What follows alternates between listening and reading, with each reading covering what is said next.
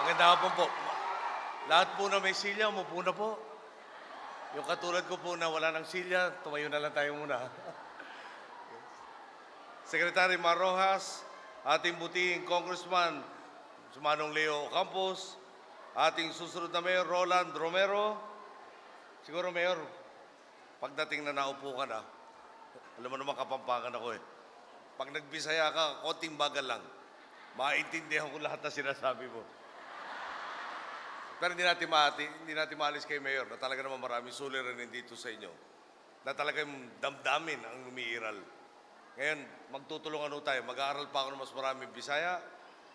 Bagalan nyo ng konti. Kompleto ang pag-iintindi natin. Ating pong kandidato, Mayor ng Tangub City, Leo Bongo Campos. Ating pong kandidatong Vice Mayor para sa Tangub, Jojo Chong. At siyempre, magpasalamat naman tayo. Nagpahiram po na itong auditorium na pagkaganda-ganda. Nung ako po'y nakakampanya ng 2010, dito tayo nagpulong. Hindi pa ako nagsawa, pinahiram ulit sa atin. Kaya lang, mas marami pa yata tayo ngayon. Kaya dagang salamat kay Mrs. Sonia Felizano sa ating pong Misamis University.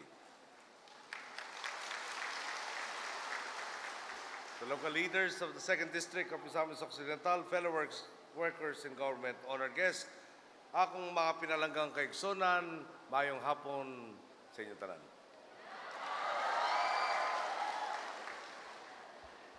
Si Manong Leo, totoo yun eh. Language coach ko rin ho siya. Alam niyo, tatandaan na natin, no?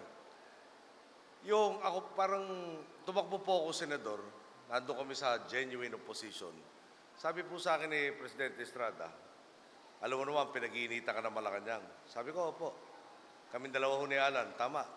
Number 1 naman ho pinag-iinita si Alan Cayetano, number 2 lang ho. Okay na rin ho yan. Sabi niya noon yun, ngayon ikaw na pinag-iinita, number 1 ka na dapat hindi maupo. Pero tinulungan po niyo ako, naging senador tayo. Lalo na po ng Presidente, anybody but.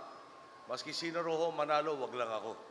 Hindi na nakaya mga taga-Misamis Occidental. Tayo po ang nag-number 1 sa probinsya nyo at sa buong Pilipinas. Kaya doon po, dagang salamat. Kaya baka naalala nyo nung kampanya. Di ba? Ni adtong ni agi nga kampanya, nahinumdum mo nga niingon ko. Daghang jay mga gwapa dinhi sa Misamis Occidental. Pero karon ni samot kadaghan ang mga gwapa dinhi sa inyo. Bakit di na ho kami umuwi? Anyway po mga kasama. Noong nakarang linggo po, unang na-schedule ang pagbisita ko sa inyo dito sa Osamis. Medyo nag-alala na nga po ako nang naiurong to. Baka akala ng ilan sa mga boss nating misamis nun ay nakakalimot na tayo. Hindi po, bata pa ho tayo para mag-iulyanin. Siyempre, hindi po. Bisag kanus diligyud na ako malimtan ang paghigugma og suporta nga inyong gihatag sa ako. Sukad pa adtong niaging kampanya. Kamo gihapon ang akong kusog. Kamo gihapon ang nanguna sa pagsulong sa sakto nga dalan. Salamat kayo sa adlaw-adlaw nga kabag-ohang dala sa akong mga pinalanggang misamisnon alang sa atong nasud. Tama ho ba? Isang dahilan na naman, bakit dapat si Leo Campos ay ibalik natin kanatawan? Hindi lang magaling na representante, governor, language instructor pa. Kaya naman po, sa kabila ng sunod-sunod nating pagbiyahe sa buong bansa, humaharap ako sa inyo ngayon. Hindi lamang para ilatag ang mga tagumpay natin sa tuwid na daan, kung hindi para rin ipaliwanag kung paano pa natin ito mapapalawak at mapapalaganap. Ang hangad po natin, kung anong paghakbang pasulong ng mga lungsod sa Luzon at sa Visayas, ay ganun din ang ikukumpas kung hindi man higit pa sa Mindanao. Ang ating nga pong panata, walay mabilin sa sakto nga dalan. Na-impress na po sila dito. Meron pa nito. Relax. Kaya alam mo yung dulo, baka maging Kapampangan ulit ha. Alam mo nyo, sa totoo lang, ilang araw na po akong tinetext ng mga kasamahan natin sa Tarlac. Sabi sa akin, tulungan naman po nyo kami dito. Tulungan naman po nyo kami dito. Sabi ko, sandali lang, aabot rin ako sa inyo. Baka magtampo na ho yung mga una nagtayo ng kandidatura natin, tayo congressman. Pero mahal ko kayo talaga. Kailangan naman natin madalaw kayo. At pwede naman maintindihan ng mga kababayan natin na walang maiiwan, pero sa dalawan, baka pwedeng mahuli na po silang konti. Ginesigurado nato nga walay mabilin ngayon po, mula 2010 hanggang 2013, naingat na natin ng 200 at 68% ang pondo ng DSWD. 78% naman para sa DOH, 44% sa DepEd, 23% sa DPWH. Ginawa po natin ang lahat ito nang hindi nagtataas ng buwis. Walay mabili na naman po. Ngayon, napunan na natin ang backlog sa mga aklat at upuan. Alam po nyo yung ating saklaw ng DepEd, higit kumulang 20 million raw. Ang kailangan na libro, 5 each. So 100 million books. Parati may shortage. Pag dumating na libro, mali pa. Ngayon po, wala nang shortage as of 2012. Nakompleto na natin yung mga aklat na kailangan ng ating mga mag-aaral. Silya at saka mesa, paano natin napuno? Alam po nyo, may illegal loggers. Pinutol yung mga kahoy natin. Ganon. Pag nahuli natin, magkukonsyabahan sa bidding, sa kanila rin mapupunta. Ano ginawa po natin bago? Pag nakumpiska, yung trosong hindi dapat pinutol, hindi nabibid. Diretso sa TESDA. Dating sa TESDA, gagawing lumber, gagawing silya, gagawing mesa. Para sa estudyante, ang makikinabang na lang, mga estudyante, hindi na mga nagpuputol na illegal na troso. Kaya po nakatulong sa pagtanggal ng backlog natin sa mga eskwelahan. At ang pinakamaganda pa po, mawawakasan na rin natin ang 66,800 na kakulangan ng classroom sa pangako po ni Brother Armin ng DepEd bago matapos ang 2013. Sa katapusan po ng taon na ito, wala na rin yung kakulangan natin sa classroom. Sabi pa ho, ni Secretary Alcala naman, malapit na tayong maging self-sufficient sa bigas. Pag pinalad po tayo, nakisama ang panahon, hindi tayo binagyo tuwing ani, baka maging exporter pa tayo ulit bago matapos ang 2013. Uulit-ulitin ko at pasensya na po kayo kung parang serang plaka ko. Hindi ginawa ni Noy Aquino to. Hindi ginawa ni Secretary Alcala, Secretary Rojas, Secretary Ruiz, lahat to. Kayo ang gumawa nito. Nagtiwala kayo, itinindig natin yung ating kandidatura, binigyan niyo ako ng mandato sa loob halos ng 3 taon. Ang layo na ng narating natin mula sa dating kalakaran. Siyempre po, kayo ang gumawa nito. Kung iisang kalsada nga lang po ang Pilipinas, hindi naman tayo papayag na ang ilang bahagi lang nito ang nakukumpuni. Samantalang iniiwan naman bitak-bitak ang ibang sulok nito, di po ba? Kahit pa magkakahiwalay ang ating mga isla, kahit pa iba't iba ang binibigkas ng ating mga dila, kitang tanan Pilipino. Kitang tanan kauban sa sakto nga dalan. Yan po ang dahilan kung bakit patuloy nating sinusulong ang mga proyektong mag-ahatid ng higit na kaayusan at kaginawahan sa inyong lalawigan. Magbibigay po ako ng ilang halimbawa. Nariyan po ang pagpapalawak ng serbisyong hatid ng inyong Osamis at Plaridel Port. Pero wala raw hong project na dumating dito. Pati na rin ang Osamis Airport. O nahigit na magpapaunlad po ang dalawang to sa inyong komersyo at turismo. Nariyan din ang pagsasaayos ng inyong Osamis City Coastal Bypass Road at ng Osamis Oroquieta Road na susuporta naman sa mas maginawang daloy ng kalakal at sa pagdagsa sa inyo ulit ng mga turista. Ang mga infrastruktura at kalsadang ito magbibigay daan sa mas maraming pagkakataong umasenso para sa mga kababayan nating misamis nun. Ang tanong po, aanhin naman natin ang mga tulay at kalsadang dapat sana'y magpapalago ng inyong mga industriya kung mayroon naman mga pinunong humaharang sa inyong kaunlaran at nakatutok lamang sa panlalamang. Kung ganito ang kaso, di ba't magdadalawang isip din ang mga gusto magnegosyo o bumisita sa magaganda niyong mga tanawin? Paano mabibigyan lakas ngayon ang karaniwang taong panghawakan ang mga pagkakataong bubukas dahil sa mas magandang edukasyon at programang pangkalusugan kung takot naman silang lumabas sa kanilang mga bahay dahil sa mga sangganong nagahari-harian? Ang kailangan natin taong nirerespeto, hindi kinakatakutan.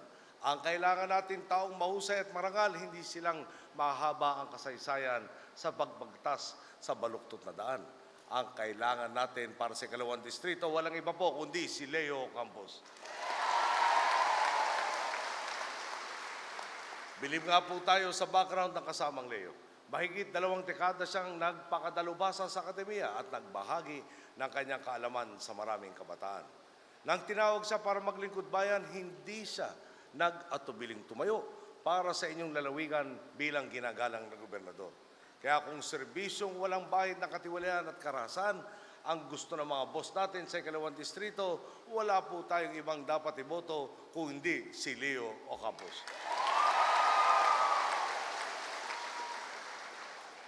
Ang magbabandila naman ng kaayusan at kaunlaran sa buong Osamis at tatapos, ulitin ko po, tatapos sa siklo ng karahasan at pagtitiis sa inyong lungsod, ang susunod ninyong mayor, si Roland Romero.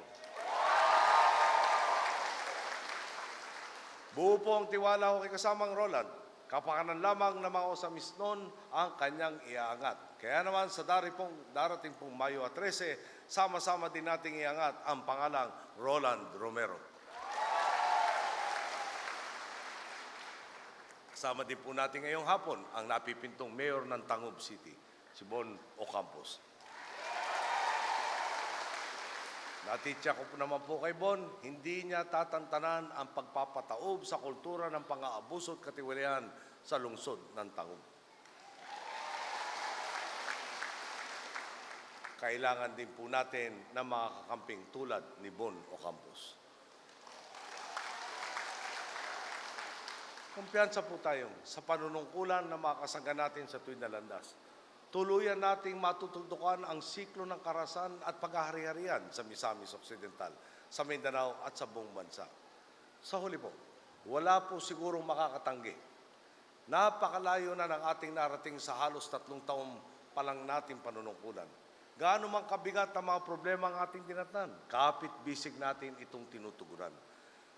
Masigasig nating itinatama ang mali at winawaksi ang mga gawaing tiwali. Kung dati, para bang tanggap na ng marami ang pagiging kulelat ng bansa dahil matamlay ang ekonomiya natin, ngayon, kinikilala na tayo ng mundo sa kakayahan nating makipagsabayan sa kaunlaran.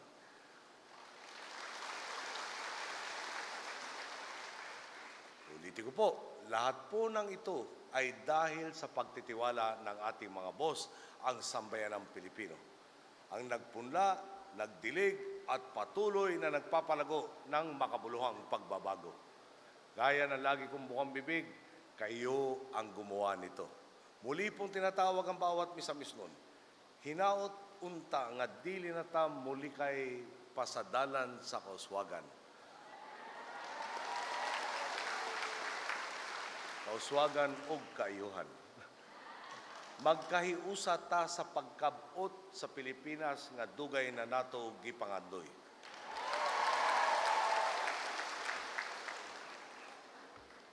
Meron pong inabot sa ating article, lumabas raw po ito sa Bloomberg.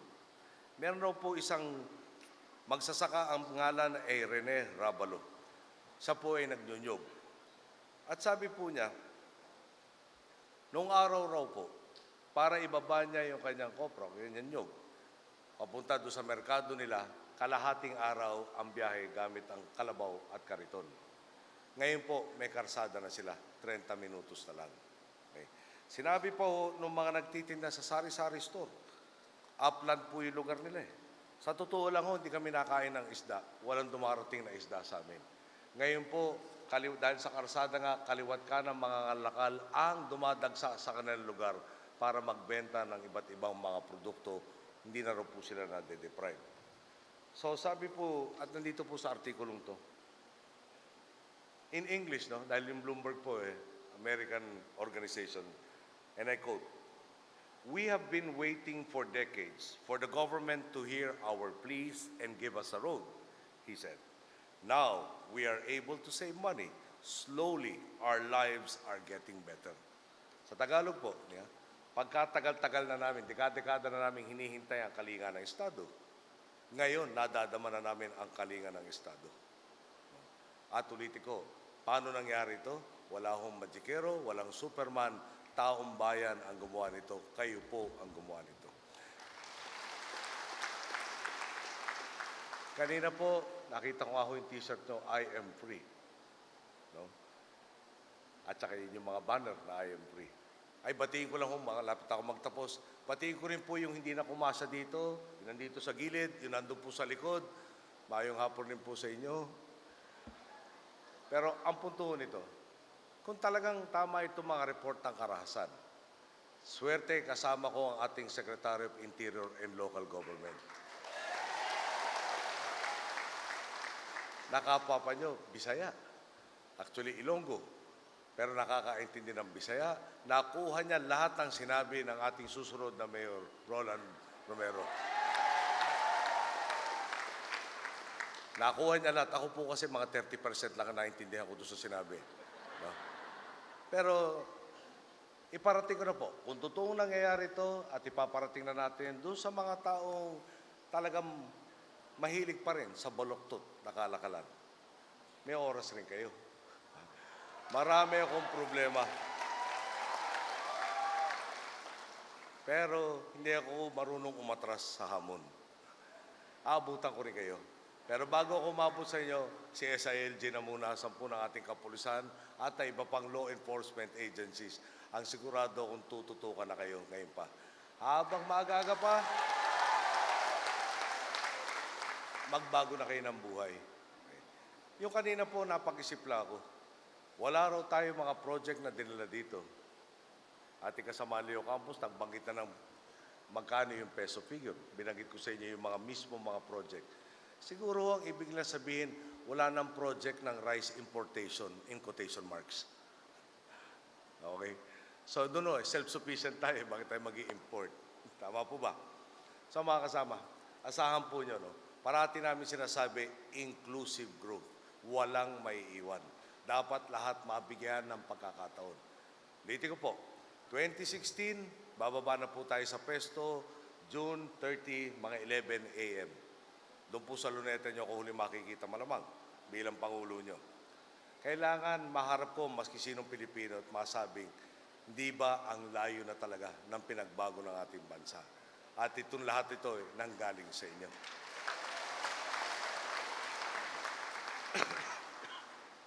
Maliwanag naman po yata sa atin kung sinong suportahan natin sa lokal. Paano naman ho sa Senado? Baka nagkasundo tayo sa lokal, wala kayong tinulong sa akin sa Senado, tapos tayo niyan. Pag wala tayong kasamahan sa Senado, baka susunod na magkita tayo, hindi ko na kailangan ng suklay. Ngayon po kasi may sinusuklay pa, maski pa paano. Okay. Pero kwento ko lang sa inyo. 4 na po ang pinagpilian na kandidato para sa 12 pwesto. Hindi naman pwede isiksik yung 40 sa 12. So paano natin napuntahan itong dosing to? Lahat to, may preba nang ipinakita. Sample po. Kunyari si Coco Pimentel, kapwa nyo taga Mindanao. Si Coco, dinaya. 6-year term, naging 1 year, 10 months. Kay Coco, pwedeng tumakbo noong 2010. Tumakbo kami noong 2007. Siya nadaya. Actually, lahat kami nadaya. Pero ako po yung nakalusot. No? Si Coco, alam niyo, naalala ko tuloy, kwento ko na niyo yung daya. Naupo kami sa Senate Electoral Tribunal. Pinakitaan kami ng ebidensya galing po sa ARM, yung election return. Sabi sa akin ni Senator Escudero, ni Cheese, pare, wag mo nang tignan yan, sasama lang ang loob mo. Sabi ko, ebidensya to, tignan na rin natin. Pagkita ko po, lamang ang boto ko kay Cheese. Ako yata 13 votes, siya 12. Sabi niya, paano mo ako nalamangan? Sabi ko, pare, alphabetical order, una yung A sa E. Yung toka natin, natapos sa akin. Yun lang ang pinagkaiba niyan.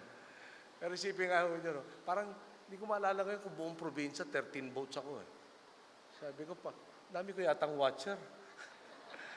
Binoto pa yung kalabang ko. Hindi na ako pwede ngayon yan. Pero ang punto lang ako nito, balik ako si Coco. Pwede sinabi ni Coco, No? Tatakbo lang ako ulit 2010. Abandono ko na itong protesta ko. Pero hindi po ginawa ni Coco eh. Bakit?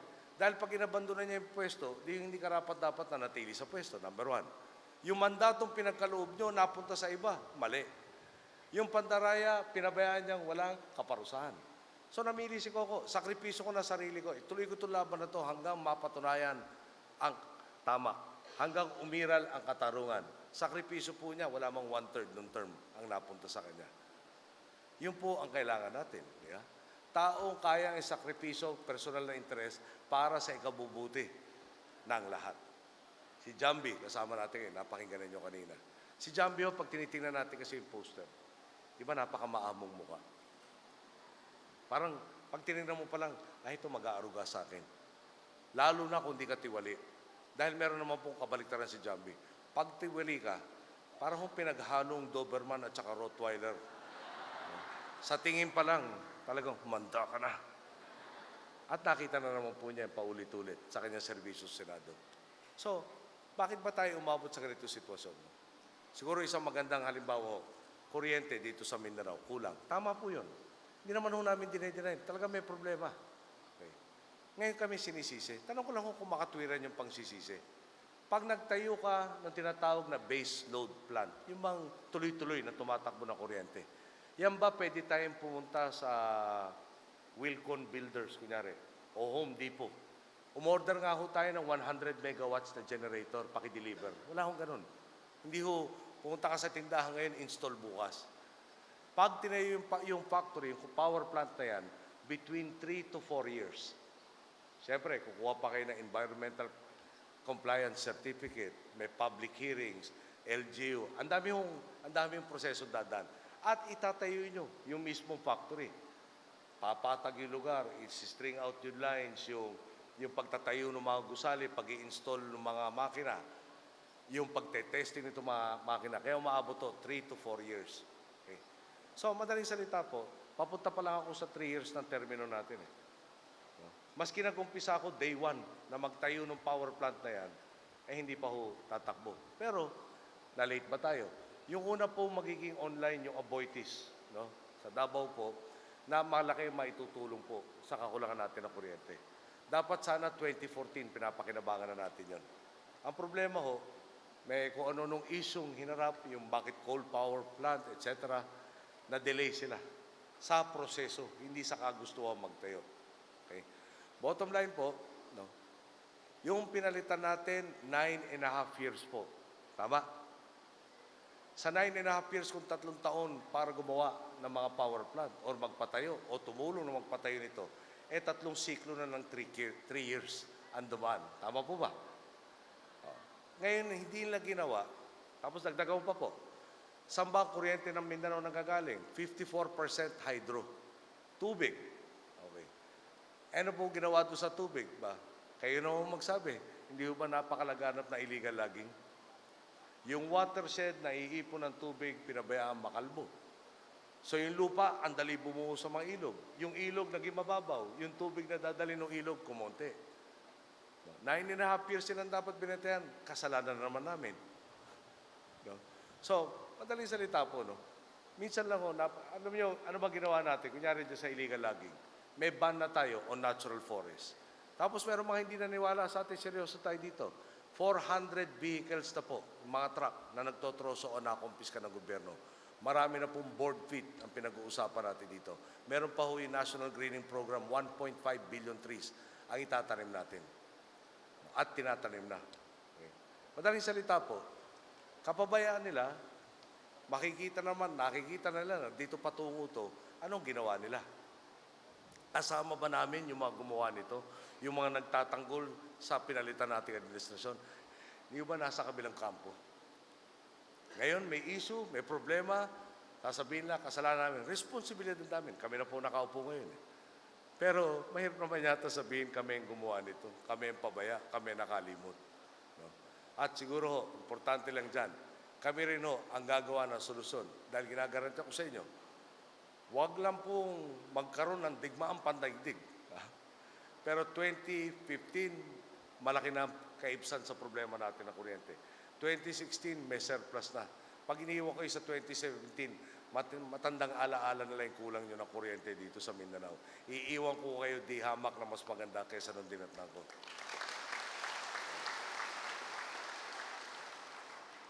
Dami ko pa akong gusto sabihin sa inyo, kaya lang may sumesenya sa akin. Meron ko pang kompromiso sa Maynila mamaya. Pagkatapos nun, kailangan ka rin bumalik naman sa Central Luzon, sa Northern Luzon, baka konti rin sa Southern Tagalog, ay ako po'y pagpapasensya niyo muna. Nung tayo po'y nag-umpisa bilang inyong Pangulo dahil sa inyong mandato, aminin ko po sa inyo, lalo na yung unang 3 buwan, para bang pag umuwi ka, lalo na yung Biyernes, ang lakas nung dighay. Di ba? Parang, ay, dahil parang may time out. Pero ngayon po, iba na talaga ang klima. Pag sa PNP po, kailan lang, pinag-usapan namin, kulang sila ng baril, mga rifle. Gawin natin yan. Yung kanilang mga estasyon, talaga namang napakabulok na. Gagawin natin lahat yan. Kulang ng sasakyan, gagawin rin natin yan. Kulang ng tauhan, sama na rin natin yan. Madaling salita po, no? Mga 9.2 billion, kung tama ang tanda ko, pesos ang nakalaan na para kompletohin natin ang pangangailangan ng PNP para labanan ang krimen. Ngayon, Secretary Mar, baka naman kailangan dito sa Usami City ang unahin natin, bigyan ng lahat ng equipment na to. No? Alam ko gagawin mo yan. Radyo, armas, yung mobility na tinatawag, pati yung moral ng ating mga kapulisan, kasama na rin po sa programang yan. So, hindi ko sasabihin sa inyong mauubusan tayo ng problema. Pero kaya ko sabihin sa inyo, yung problemang pagkatagal-tagal tinitiis natin, hindi na babawas at babawas yung kailangan natin tiisin. Alam po nyo, kanina umaga, sinamahan ko si Darlene Antonino Custodio makampanya. At nag-house to house po ko. Dahil pagkakataon ko yung makalubilo yung talo at makausap. Tinanong ko po sa isa nakausap ko, kamusta kayo dito? Normally po, pag eleksyon, di ba? Ang daming folder na dala, ang daming problemang ipapasa sa'yo. Pero kanina sabi sa akin, may maayos kami dito. Okay naman. Hindi yung attitude na parang, di ba? Parang galit, para masumalo. Ba?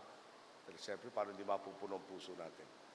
Isa po inambisyon ko mula nung bata ko. Pagdadaan ka ng Ross Boulevard sa Maynila, nandun ang US Embassy. Para hong sinehan, yung haba na nung pilang paikot-ikot. Pag sa dulo, Japanese Embassy, gano'n rin no. May mga release kung saan dadaan yung mga tao nag-a-apply ng visa. Nung ako po'y congressman, may dumalaw sa amin mga nursing student, mga 80. Tinanong ko, ilan sa inyo mananatili sa Pilipinas pag natapos yung board exams nyo at nakapasa kayo? Ang sagot po ng 80, 2. Ang may iwan sa Pilipinas, 78 nagmamadaling umalis. Parang wala nang ambisyon ng Pilipino. Lalo ng 2010, kundi paano makaalis ng Pilipinas. Di ba?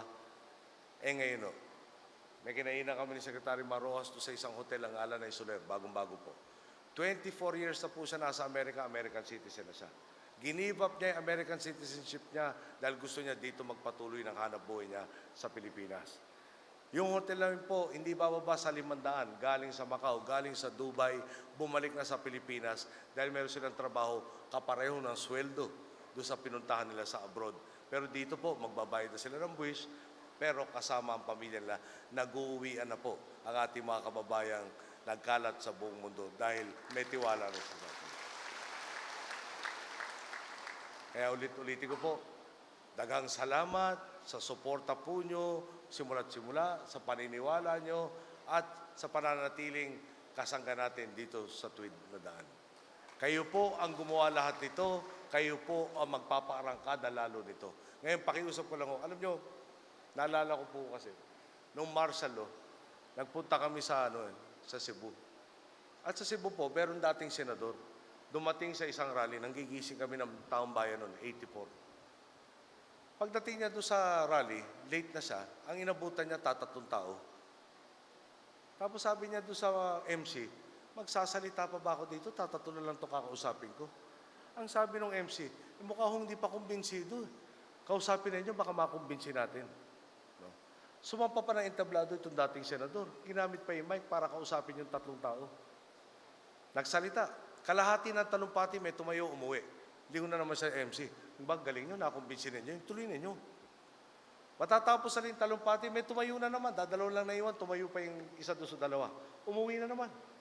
Sabi ng MC, Sir, lahat ng nauna sa inyo, hindi na ako makumbinsi yung dalawang yan.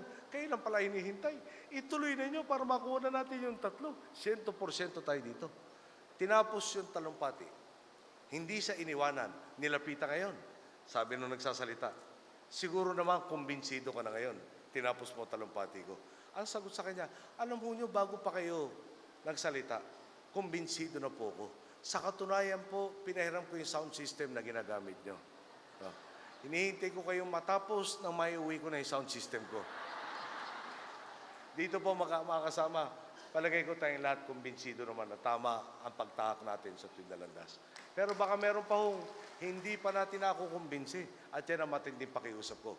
Dapat to, wala na yung attitude natin na pwede na, boboto lang ako. Baka naman pwede tayong maghikayat pa na sumama na sa ating buong buo dito sa tuwid na daan at ipaalam na kailangan ang bawat botong yan para lalo mapaarangkada ang nangyayari sa atin. Magandang hapon po. Maraming salamat po sa inyo.